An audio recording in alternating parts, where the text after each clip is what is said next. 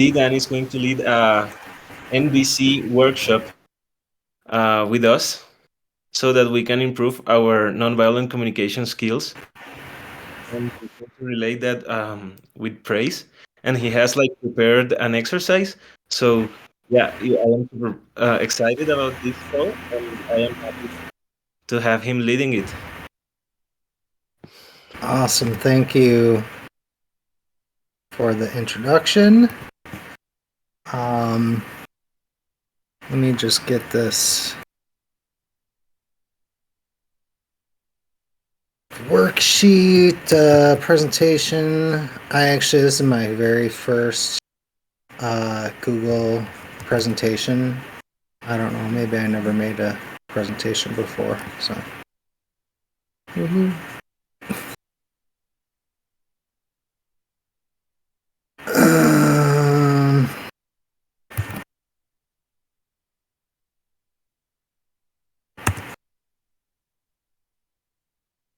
Okay, so I got in the Gravity chat is a link to the worksheet, which I can share my screen. And you all can follow along.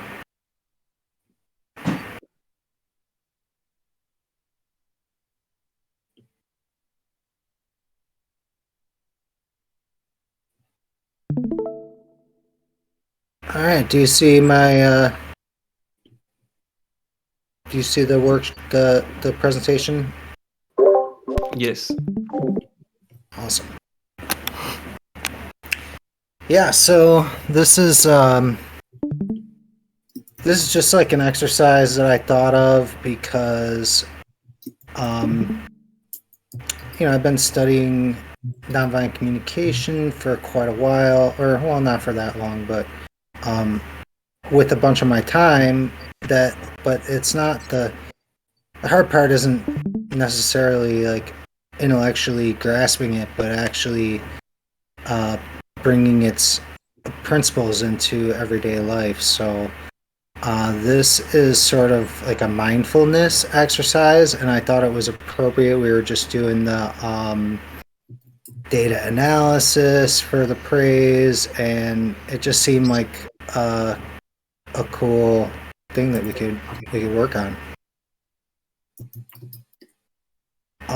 Just out of curiosity, just to kind of get a feel for the room, is how familiar is everybody with nonviolent communication? Maybe do we want to like pass it around? I could just say that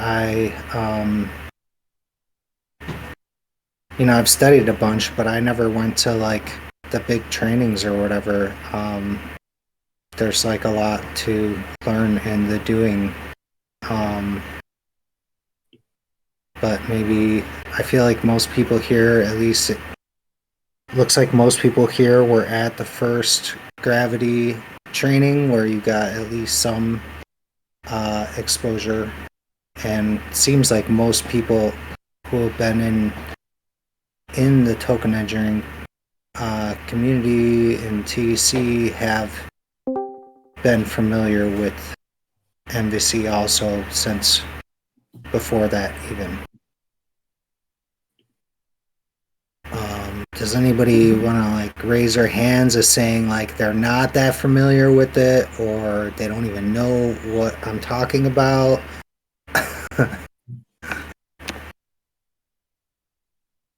love NVC. Maybe we can do just like a super quick round. Awesome.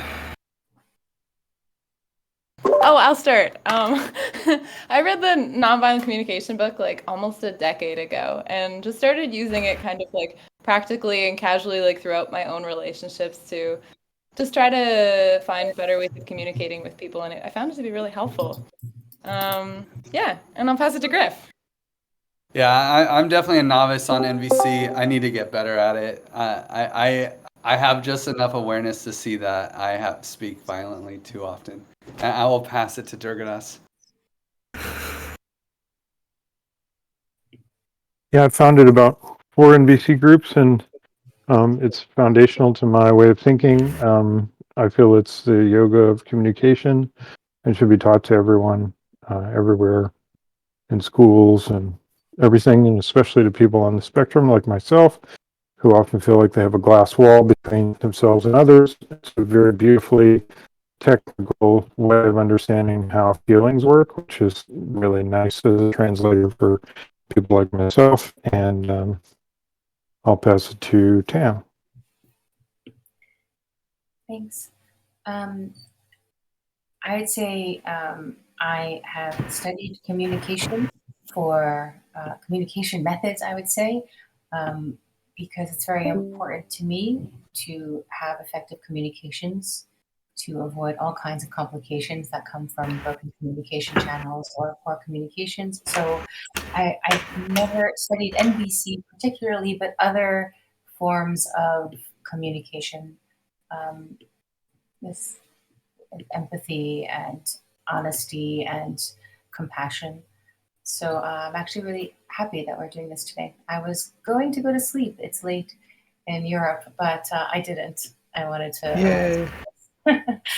And I'll pass to Vi.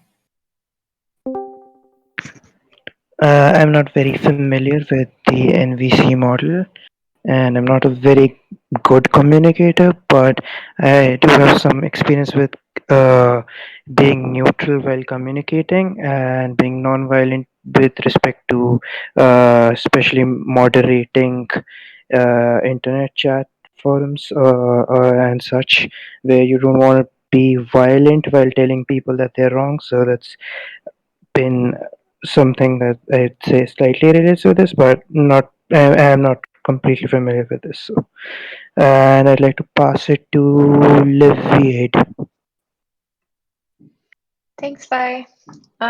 Yeah, I'm quite familiar with NVC. I did a few workshops in the past maybe 5 years or more. But every time I learn more about it, and I think it's a really constantly evolving way to communicate. So I always appreciate when there is space to talk about it. And I'll pass to Letty. Thank you, Livy. I think it's a very special meeting, this one, with just adjusting our maybe ways of communication. I think this model can be super useful to do that.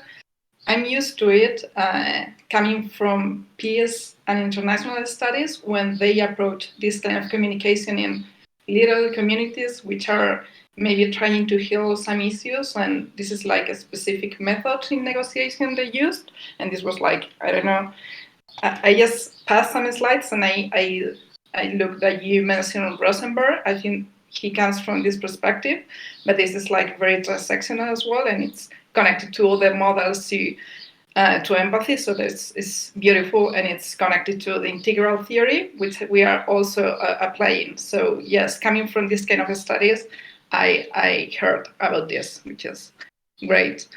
And I'll pass it to Juanca to comment on. Thanks, Letty. Well, I have never been in a NVC workshop. I have seen some videos that Durga shared with me, and like I was not familiar with the NVC model until last year, but I have learned a lot from it, and like I think that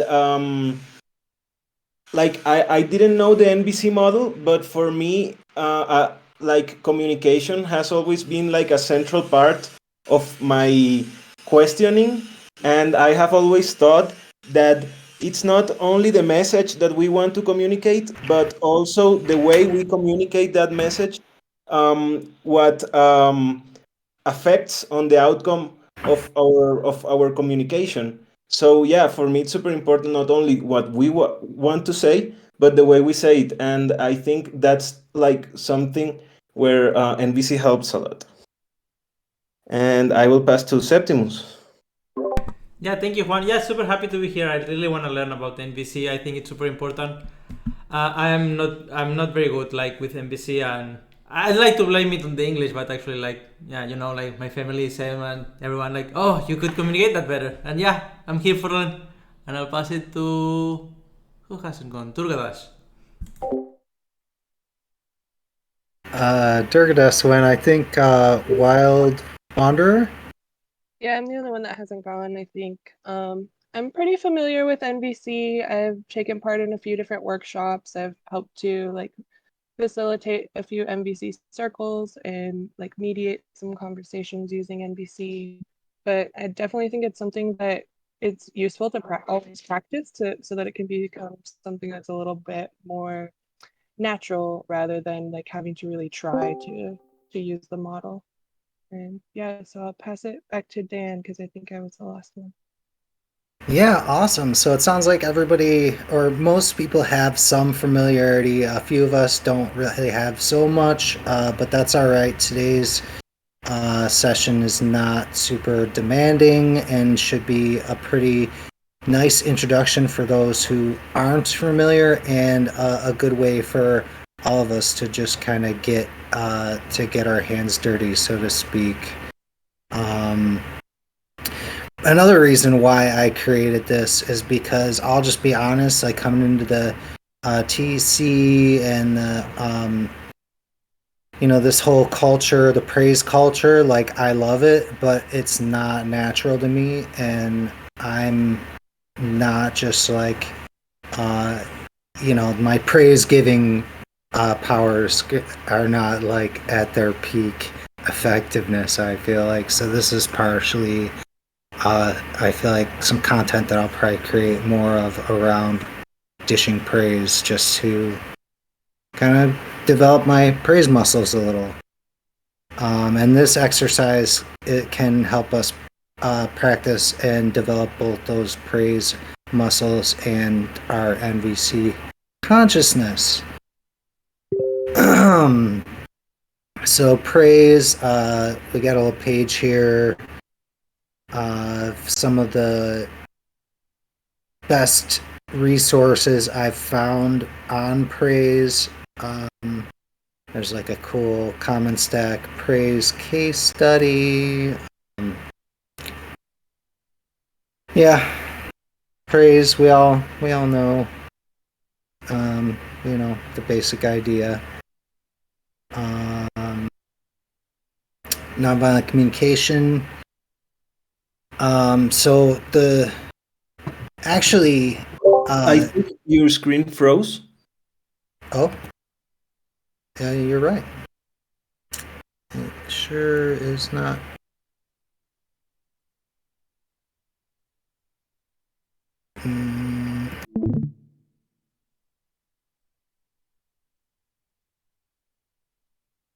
Oh, I actually have two of the same window open, so I was probably following the other one. Sorry.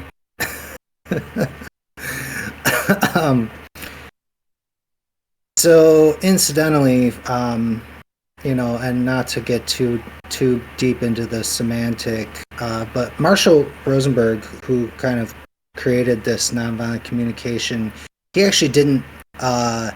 He was like against praise and rewards and punishment and that kind of stuff as like means of influence. But we're not gonna worry too much about that right now. I just felt like it was worth mentioning. But the way he liked to deal with gratitude is with the same way that all nonviolent communication is kind of filtered through this observation, feelings, needs, and requests. In gratitude, we don't have to tack a request on to our observation, because like in a sense, gratitude is for a request that's been fulfilled, whether we requested or so the observation is we tell the person what they've done that has enriched our life. The needs are to try and let them know what need was fulfilled by that and how we feel as a result of that. So part of the reason why he was so against this idea of praise and of trying to is because the way that our language that are in our language that we commonly use static language that judges what people are, or when in the praise context someone is awesome, you're great, and this type of thing, to according to Rosenberg, was a type of violence, because then that still puts us in the position of judging them, where it's then we're still sort of the arbiter of that judgment, where when we use praise in this way, we say, this action you did enrich my life because it fulfilled my need for XYZ, and I feel like just really grateful, and it's so awesome that you made this possible for me. So that sort of idea. Does that make sense to everybody? Are we following with that concept? That the idea of like when we say like you're awesome or you're horrible, either way, in a sense, it's almost like the same thing, and doesn't actually tell a person anything except like our opinion. Where when we use our needs and our feelings, it actually relates how people's actions are impacting our well-being. Yeah, and Alfie Kohn's book, Punished by Rewards, is an extremely encyclopedic look at all of that, by the way. Yeah, I find this really interesting. Hold on. Sorry.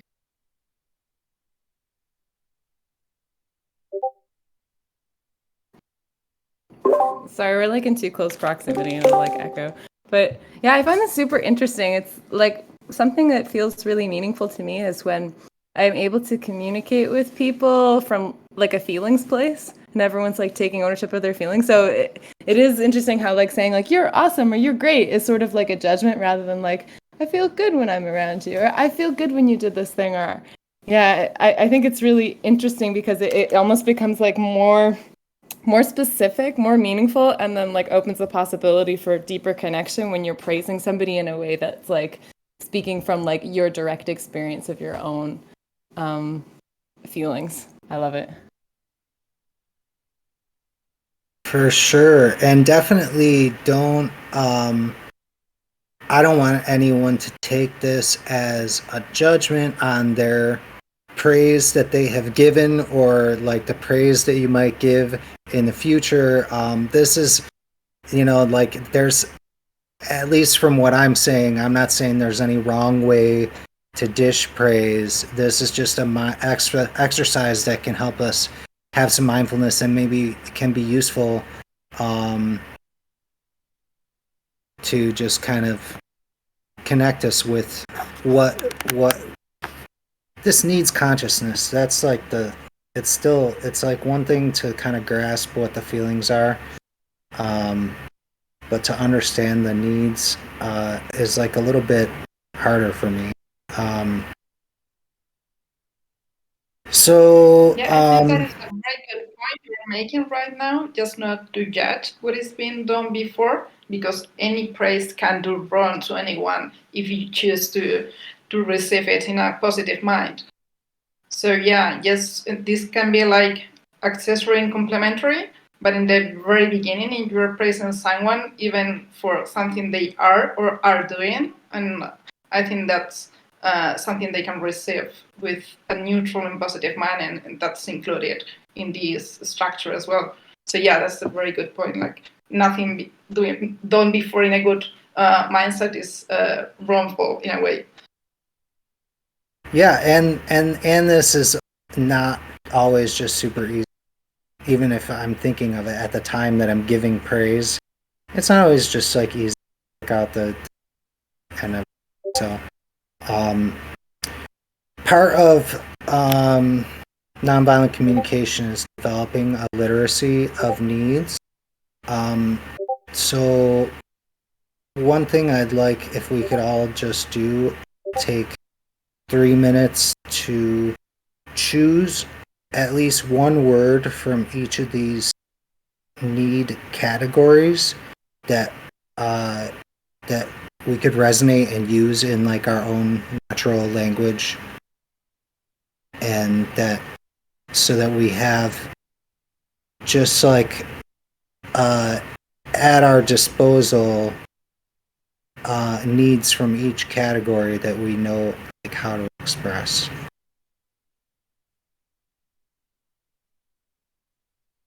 I'm gonna start doing that too, because I don't think I ever made my own personal needs list either.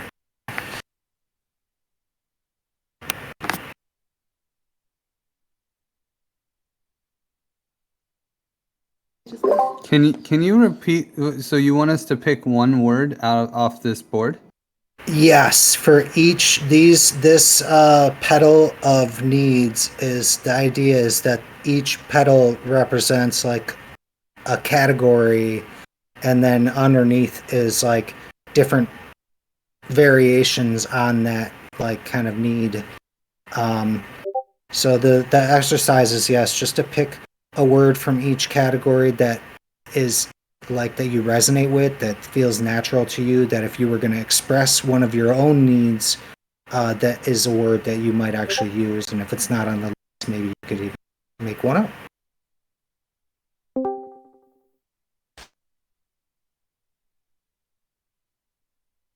Put hand around pencil and paper.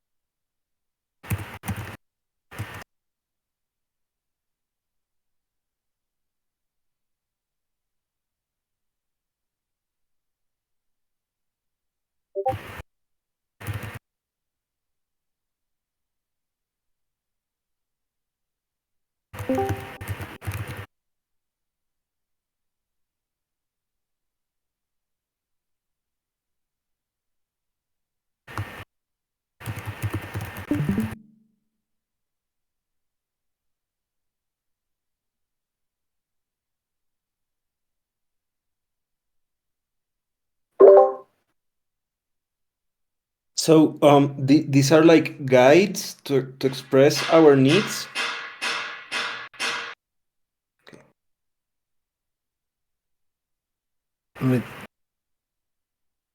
Was that a question or just a clarification? Yeah, a clarification.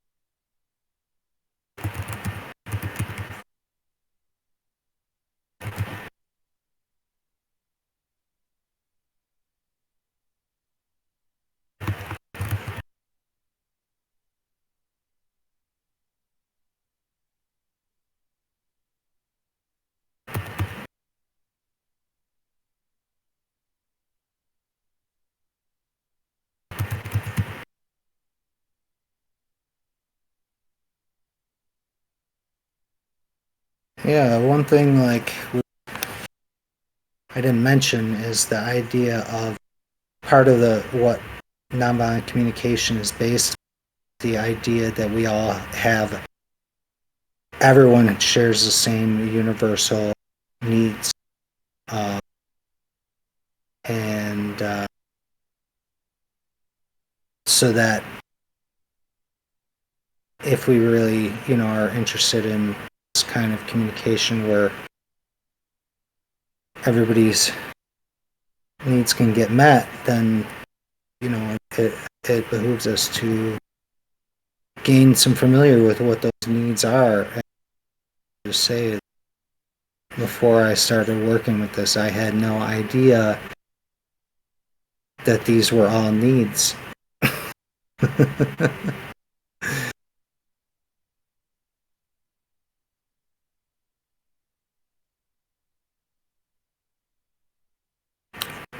Does anybody really need some extra time, or we're probably can keep rolling? Yeah.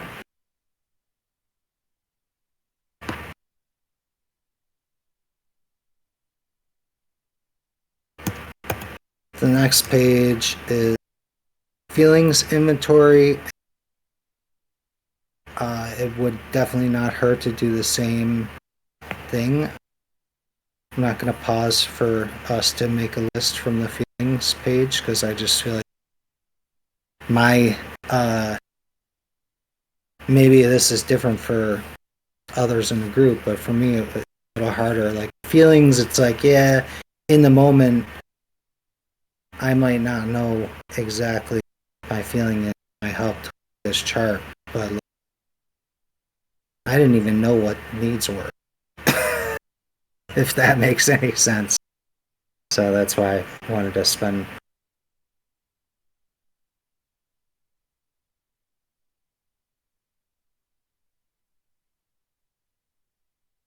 It's crucial to note that feelings only arise when needs are met or not met.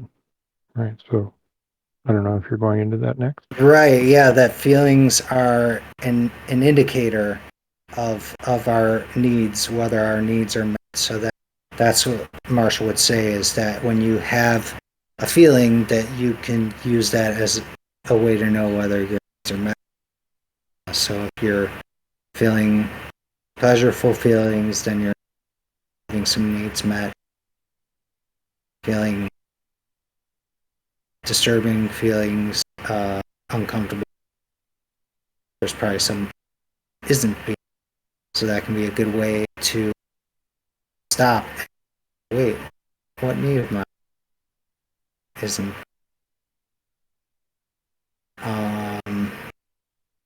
Do we want to? Maybe we have enough time. Does anybody want to read their list of needs and talk about that at all? Yeah, for sure, I can start. I chose presence, gratitude, respect, belonging, order, health, competence, reliability, authenticity, freedom, and courage. And there was another one that I saw that was security. I think those are needs that are really important for me and that I can relate to other people too.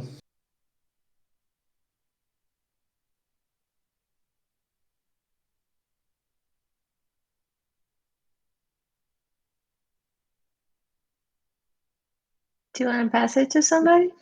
Or I can take it and I'll pass it. Yeah, take it, Libby, please. Yeah, I was trying to see what was resonating with me now. And then when I passed by the rest one, that made a lot of sense. You felt like, oh my God, yes, sleep, relaxation, play, leisure, gratitude, humor. That all sounds amazing right now. And by that, I recognize that I'm tired, that I didn't before I read this. And I think there is a need of freedom that has been shaping a lot of my life and moving me through constant curiosity to understand this need and understand how to fulfill it, or if it's even possible. But it feels like an engine. And I think also the transcendence one, like beauty, purpose, creativity, are things that also keep me moving.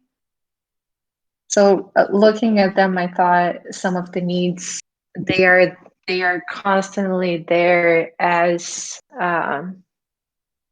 as a movement machine, and some of them, they feel like they come sporadically and less frequently, and I just navigate through them. And I'll pass to Steph.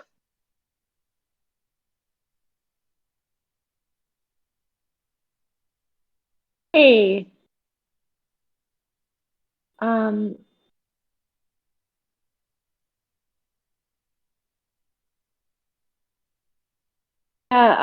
Security really stood out to me as something that I'm focusing on a lot right now, because it's something that's not always a met need for me.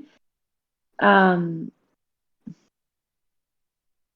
actually felt really joyful when reading this list, because almost all of these I feel like not mastered, but I do feel like at a certain point in my life where there's just so much joy and alignment with most of these needs. But everything in the safety category, like security, fairness, protection, those are some needs that I think for people like me who are super optimistic, positive, and giving, that we can sometimes fall short with security, protection, fairness, consideration, or maybe we over consider meeting the needs of others, and then sometimes we come up short. That was my reflection there. Yeah, for sure. And I think that's one of the awesome things about this saying, and just reading this list, that we can get a little more like, oh yeah, I have that. I didn't realize, I wasn't thinking about seeing seeing it on the page in front of us can be. I guess I'll go. Yeah, I put discovery. That's like really to discover, and creativity. So you've discovered, discover. Leisure is something that I do not. Is a need that I don't. Much as I should.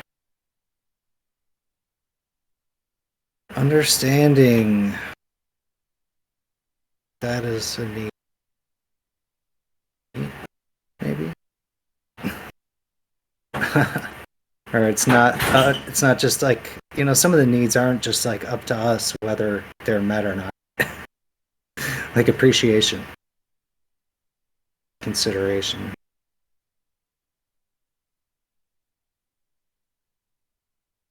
Sustenance, productivity. I definitely focus on that.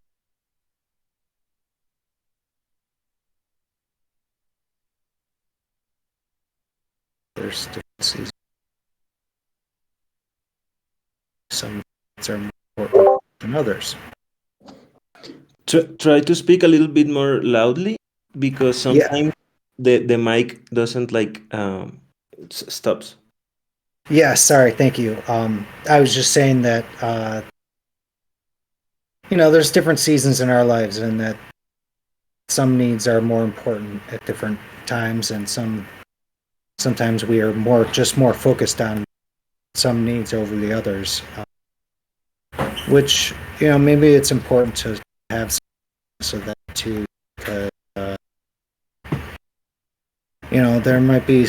that might be a way to really focus on one need over the other, because sometimes our conflicting needs,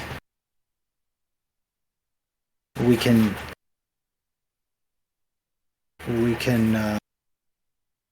block ourselves from one need by overemphasizing.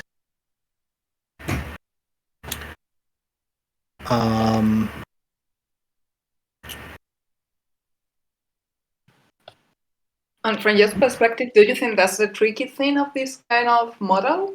Because you have this mirror in the needs, and you have a mirror as well in the feelings. So maybe if you're blindsided by one of your needs, you cannot express the feeling or the opposite need.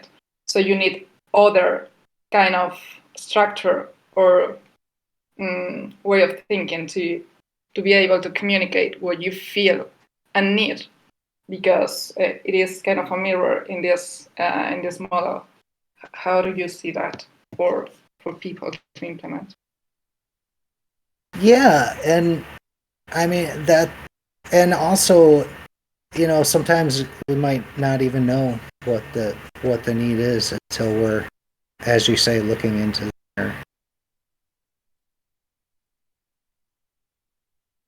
It seems to me that in general, the lack of the societally shared framework sort of atrophies our competence at connecting feelings and needs.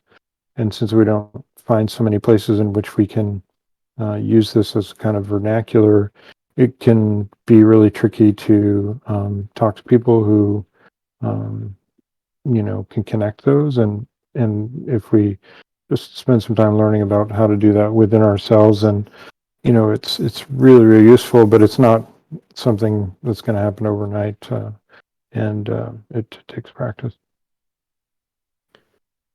Yeah, I also resonated with something that you said earlier, and it's that sometimes, um, like, there are needs that are not connected to other people, but are needs that we can fulfill ourselves. So yeah, sometimes we think that communication is only with other person, but there is also like the communication that we have with ourselves, and it's very important to apply a good communication even with ourselves, because that could help us to better meet the needs that are like more dependent to us and not so much dependent of the act of the other.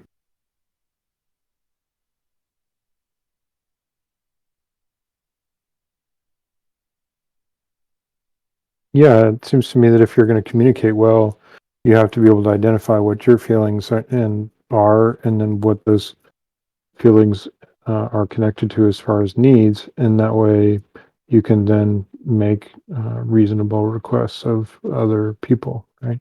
And do it in a way that doesn't create a demand.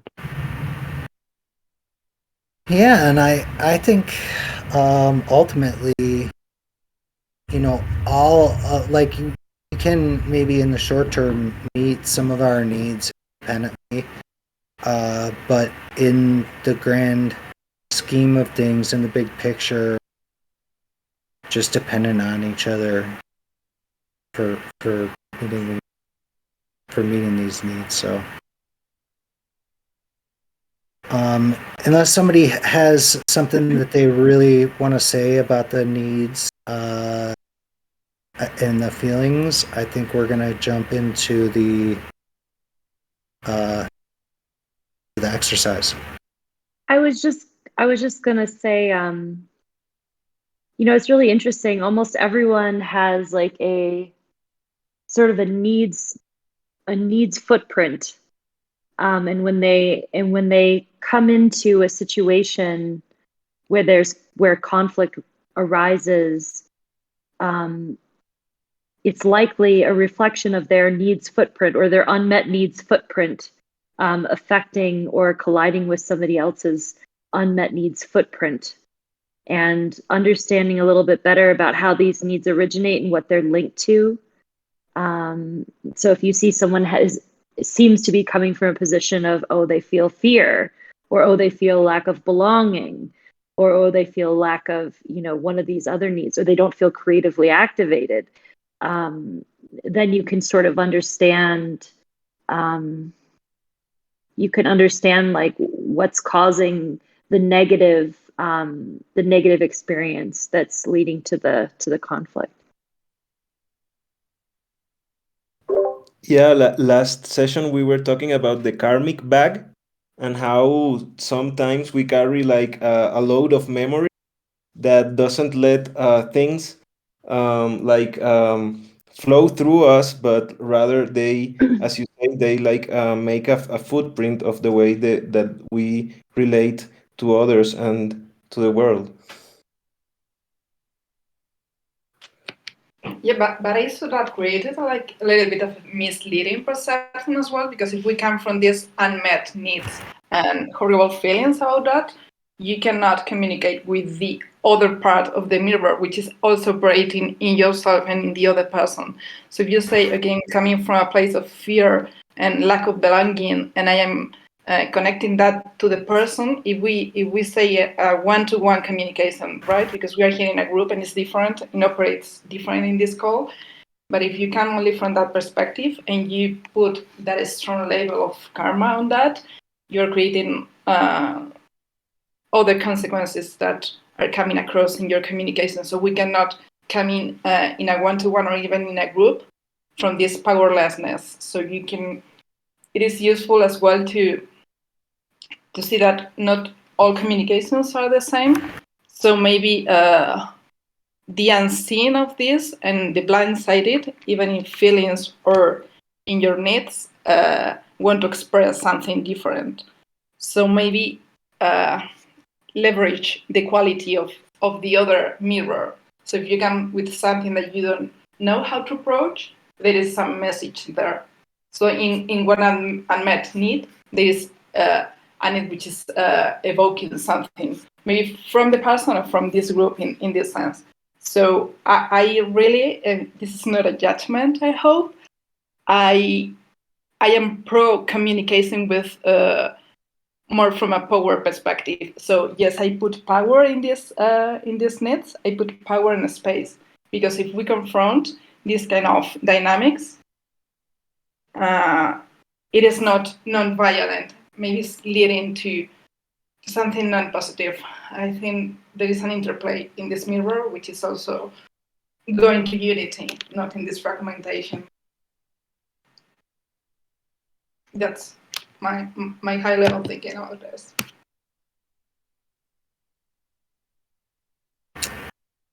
Awesome.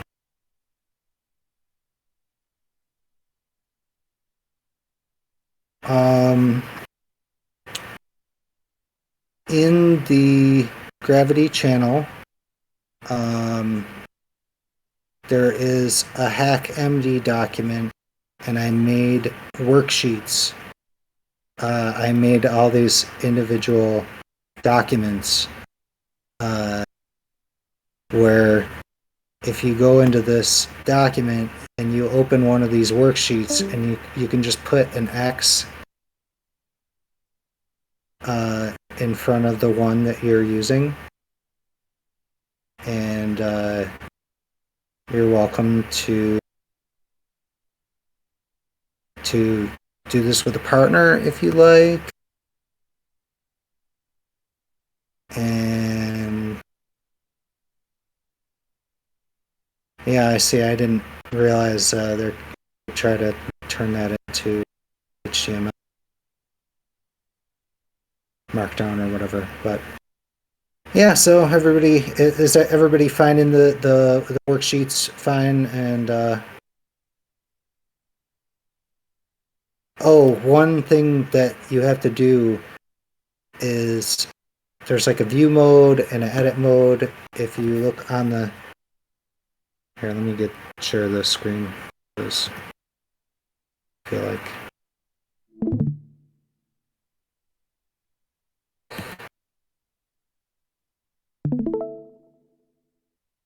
Okay. So you can see, like, I've got it split. If you're just on the edit side, you might have a little bit harder time. But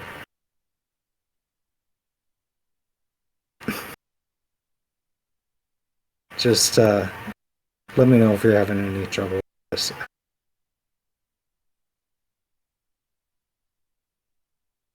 What are we supposed to do with them? Each worksheet has a link to the feelings and the needs and examples of praise that we can then with the needs and the feelings right next to them, we can guess what need was being met, and we're just trying to match needs and feelings with the praise examples to if we were giving this praise, which need which need what may have been met by this praise, and how may we have felt in that occasion. Does it make sense? Okay, so for example, for joining today's Hatch Outreach AMA call, the need being met could have been support to matter, feeling consideration. I mean, the need of consideration, and the feelings could have been self-confident, encouraged, empowered, something like that. Yeah, exactly. And it's just sort of a little bit of creative thinking to get in the consciousness of what are the needs what are the needs, and then what feelings could be connected to those needs.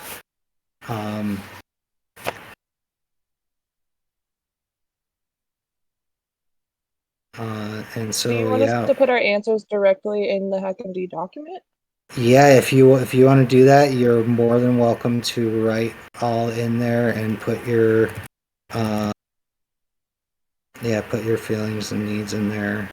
And we can spend like 5 minutes just like working on this, and then we can just discuss with the rest of the.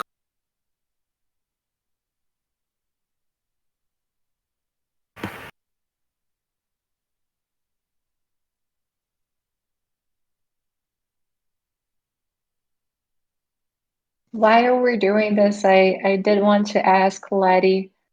I'm not sure I understood exactly what you were saying. I just wanted to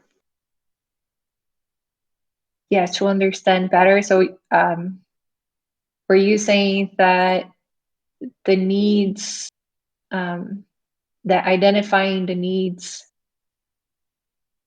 were you saying something in relation to the needs of the both people who are in an interaction? Sorry, would you have like a little explanation about like the core of what you were saying?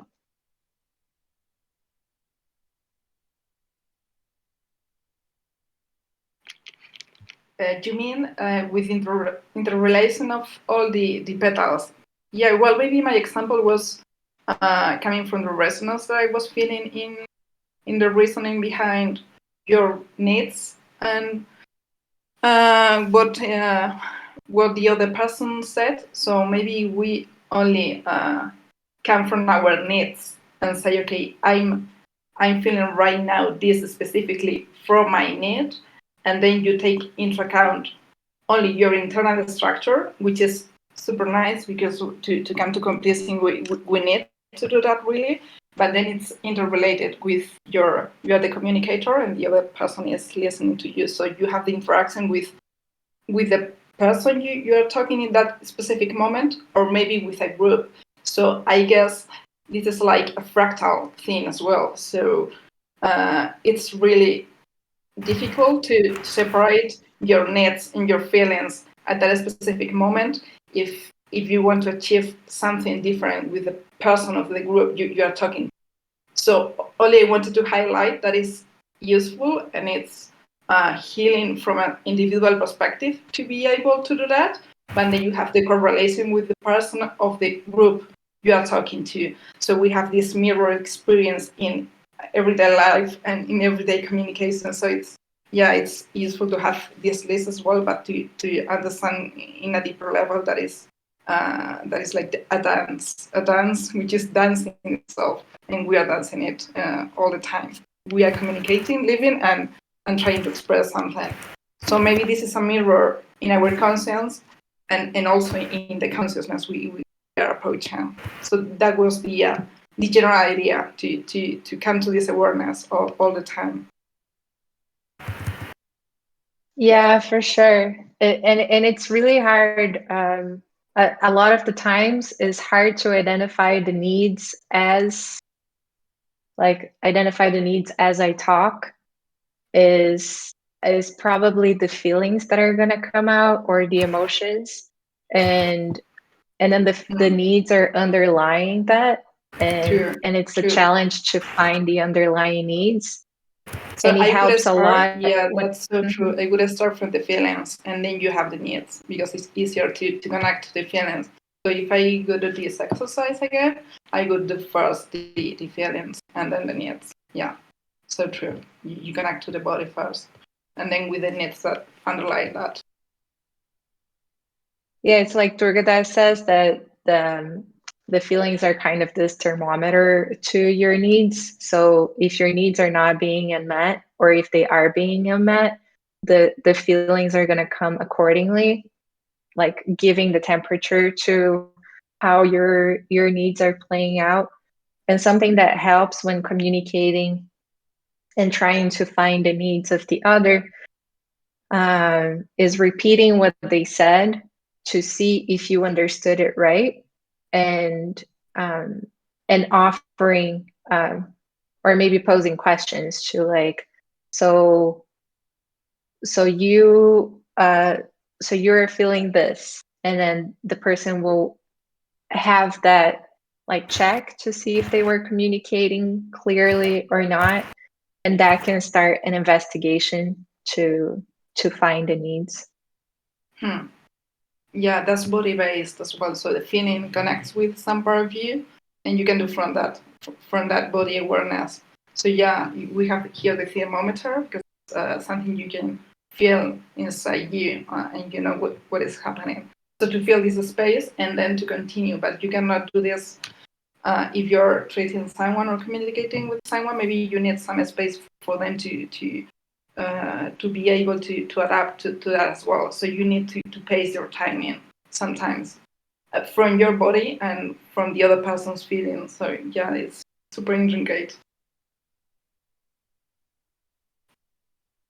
And the way we're schooled, and we'll talk about this next week during my presentation, doesn't give us a lot of confidence at connecting, or even knowing that we have needs, or be able to reasonably identify them or feeling okay with having them.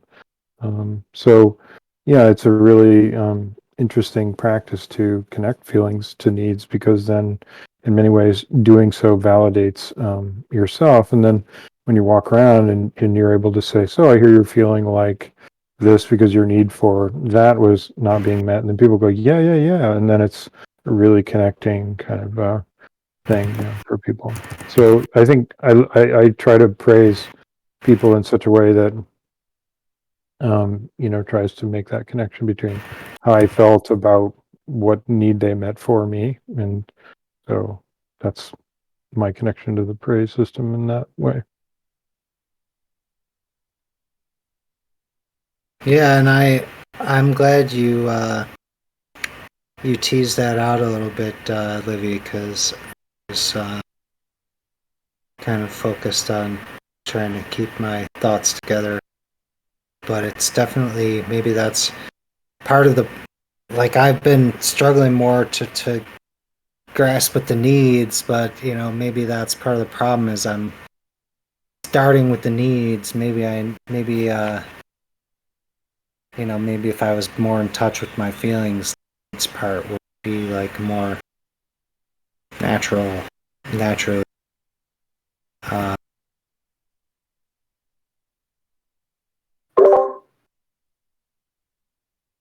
I would like to take a guess for that one that says for being awesome. Oh, great.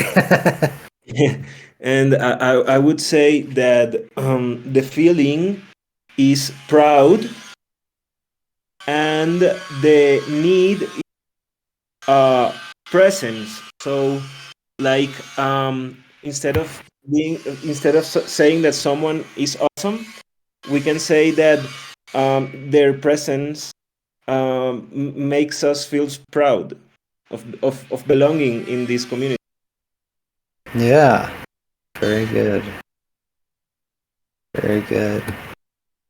And then, like, another thing that Marshall was about, because he wasn't like so concerned about the legalistic idea of getting all the words right every single time, but that, like, as we get to know each other more deeply, and that awesome, if we have this communication, could be saying someone's awesome could become like a shortcut for saying, I thank you for your presence. Like, I feel, proud and, and encouraged to be, part of this community because you're part of it. And it's not just about getting all the words right, but connecting with each other. And